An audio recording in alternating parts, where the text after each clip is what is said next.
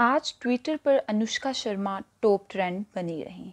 पाकिस्तान में लोगों ने अपनी ट्वीट के ज़रिए अनुष्का और विराट को बहुत ज़्यादा सपोर्ट किया, मगर ये सपोर्ट किस वजह से थी, ये जानते हैं। दरअसल कुछ ही दिन पहले विराट ने अपने एक कोट में मज़हब के नाम पर होने वाली ज़्यादती को गलत करार देते हुए अपने साथी क्रिकेटर मोहम्मद शामी के हक़ में बोला था। उनका कहना था कि उन्होंने ज़ाती तौर पर कभी भी किसी को मज़हब की बुनियाद पर डिस्क्रिमिनेट नहीं किया। उन्होंने मज़ीद कहा कि लोग मोहम्मद शामी पर अपने गुस्से और नफ़रत का इजहार कर रहे हैं, इसके बावजूद कि मोहम्मद शामी ने भारत को कई मैच जितवाए, और लोग मोहम्मद शामी की वतन के लिए इस मोहब्बत को नहीं देख रहे।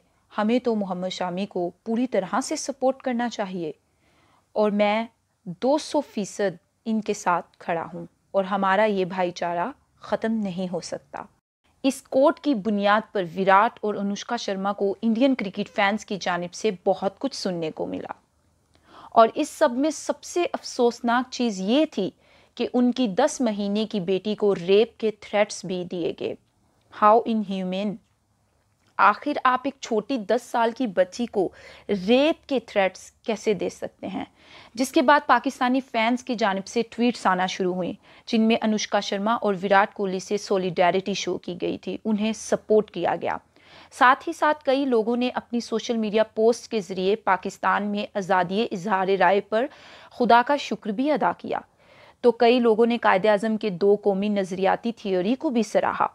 बहुत से लोगों ने अनुष्का और विराट की बेटी को ढेरों दुआएं दी और कहा कि हम विराट को ट्रू स्पोर्ट्समैन होने पर सपोर्ट करते हैं। सवाल ये है कि क्या वाकई पाकिस्तान में इस तरह से आज़ादी इजहार राय का हक इस्तेमाल किया जाता है, या फिर ये सिर्फ एक दिखावा है?